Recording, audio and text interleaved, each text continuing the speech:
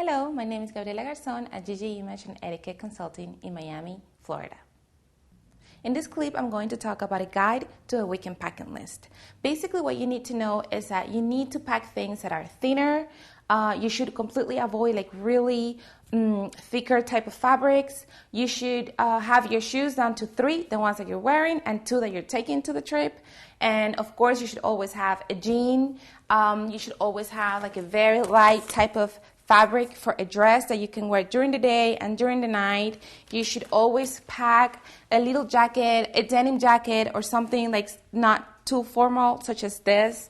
You should never forget a little type of sweater that you can just go ahead and wear on top of anything, a tank top and jeans, or like a skirt and a tank top. You can always dress it up with like a little type of sweater or type of jackets. And of course, you should never forget either the denim, just a denim and a basic black pants. Those are basics for a weekend. If you're going in business, then you have like something different. And of course, just have something like sandals that you can wear, just regular little sandals, and something that you can wear at night or during the day, but they have like high type of heels. Once again, this is Gabby Garzon at GG Image and Etiquette Consulting.